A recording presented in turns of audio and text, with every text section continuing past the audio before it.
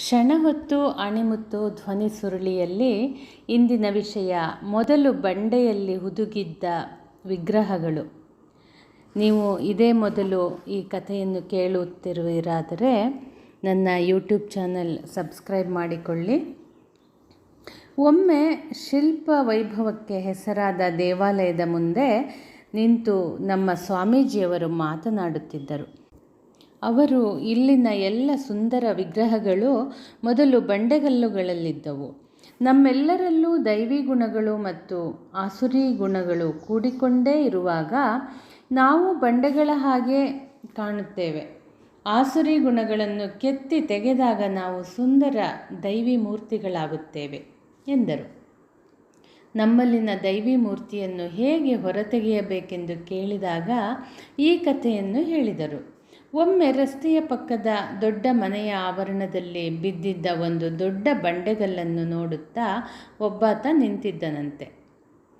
ಎಷ್ಟೋ ವರ್ಷಗಳಿಂದ ಅಲ್ಲಿ ಬಿದ್ದಿದ್ದ ಆ ಕಲ್ಲನ್ನು ಯಾರೂ ಗಮನಿಸಿರಲಿಲ್ಲ. ಇದರಿಂದ ಆಶ್ಚರ್ಯಗೊಂಡ ಮನೆಯ ಯಜಮಾನ ಆತನನ್ನು ಮಾತನಾಡಿಸಿದ. ನಾನೊಬ್ಬ ಶಿಲ್ಪಿ, ನನಗೆ ಈ ಬಂಡೆಕಲ್ಲು ಕೊಡುತ್ತೀರಾ ಎಂದು ಕೇಳಿದ. ಮನೆಯ ಆವರಣದಲ್ಲಿ ಅಷ್ಟು ಜಾಗವನ್ನು ಆಕ್ರಮಿಸಿಕೊಂಡು ವೃಥಾ ಬಿದ್ದಿದ್ದ ನಿಷ್ಪ್ರಯೋಜಕ ಬಂಡೆ ಬೇಕೆನ್ನುವುದನ್ನು ಕೇಳಿ ಯಜಮಾನ ಸಂತೋಷದಿಂದ ಧಾರಾಳವಾಗಿ ತೆಗೆದುಕೊಂಡು ಹೋಗಿ ಎಂದ. ತಕ್ಷಣ ಶಿಲ್ಪಿ ಅದನ್ನು ಸಾಗಿಸಿಕೊಂಡು ಹೊರಟು ಹೋದ. ನಂತರ ಈ ಘಟನೆಯನ್ನು ಯಜಮಾನ ಮರೆತು ಬಿಟ್ಟ. 6 ತಿಂಗಳ ನಂತರ ಊರಲ್ಲೆಲ್ಲ ಸುದ್ದಿ ಹಬ್ಬಿತು. ಅದೇನೆಂದರೆ, ಊರಿನಲ್ಲಿ ಕಟ್ಟುತ್ತಿರುವ ಹೊಸ ದೇವಾಲಯದಲ್ಲಿ ಒಂದು ಸುಂದರ ಮೂರ್ತಿ ಕೆತ್ತಲಾಗಿದೆಯಂತೆ. ಆ ಮೂರ್ತಿ ಜೀವಂತವೋ ಎನಿಸುವಷ್ಟು ಚೆನ್ನಾಗಿದೆ ಎಂಬ ಸುದ್ದಿ. ಮನೆಯ ಯಜಮಾನನು ಅದನ್ನು ನೋಡಲು ಹೋದ.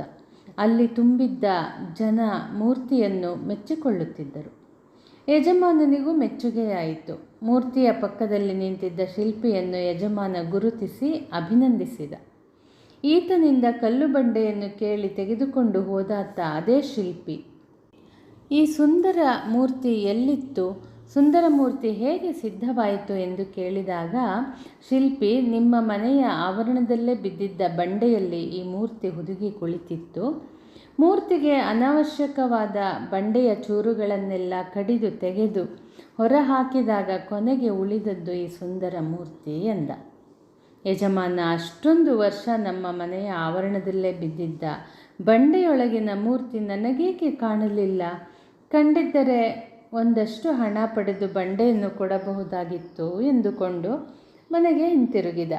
ನಾವೆಲ್ಲ ಕಲ್ಲು ಬಂಡೆಯ ಹಾಗೆ ಅಷ್ಟು ಜಾಗವನ್ನು ಆವರಿಸಿಕೊಂಡು ನಿಷ್ಪ್ರಯೋಜಕರಾಗಿ ಬಿದ್ದಿರುತ್ತೇವೆ. ಗುರುಗಳಿಗೆ, ನಮ್ಮ ಬದುಕಿನ ಶಿಲ್ಪಿಗಳಿಗೆ ನಮ್ಮಲ್ಲಿರುವ ಸುಂದರ ದೈವಿಕ ಮೂರ್ತಿ ಭಾಸವಾಗುತ್ತದೆ. ಆಗ ಅವರು ಸೂಕ್ತ ಬೋಧನೆಯ ಮೂಲಕ, ತರಬೇತಿಯ ಮೂಲಕ ನಮ್ಮಲ್ಲಿರುವ ದೈವಿಕವಲ್ಲದ ಆಸುರಿ ಗುಣಗಳನ್ನು ಕಿತ್ತು ತೆಗೆಯುತ್ತಾರೆ. ಆಸುರಿ ಗುಣಗಳೆಂದರೆ ದುರಹಂಕಾರ, ದರ್ಪ, ದುರಭಿಮಾನ, ಕೋಪ, ಕಾಠಿಣ್ಯ ಮತ್ತು ಅಜ್ಞಾನ ಮುಂತಾದವು. ಈ ಗುಣಗಳಿರುವವರೆಗೂ ನಮಗೆ ಏನು ಮಾಡಬೇಕು, ಏನು ಮಾಡಬಾರದು ಎಂಬುದು ತಿಳಿಯುವುದಿಲ್ಲ. ಶುಚಿತ್ವವಿರುವುದಿಲ್ಲ ಮತ್ತು ಸನ್ನಡತೆ ಇರುವುದಿಲ್ಲ. ಅವನ್ನೆಲ್ಲ ಕೆತ್ತಿ ತೆಗೆದಾಗ ಉಳಿಯುವುದು ಸುಂದರ ದೈವಿಕ ಮೂರ್ತಿ. ಉಳಿ ಮತ್ತು ಸುತ್ತಿಗೆಯ ಹೊಡೆತಗಳನ್ನು ನಾವು ಬಂಡೆಗಲ್ಲಿನಂತೆ ಸಹಿಸಿಕೊಂಡಾಗ ನಮ್ಮಲ್ಲಿನ ಮೂರ್ತಿ ಹೊರಬರುತ್ತದೆ. ಈ ಕಥೆ ನಿಮಗೆ ಇಷ್ಟವಾಗಿದ್ದರೆ ನಿಮ್ಮ ಸ್ನೇಹಿತರೊಂದಿಗೂ ಹಂಚಿಕೊಳ್ಳಿ. ಧನ್ಯವಾದಗಳು.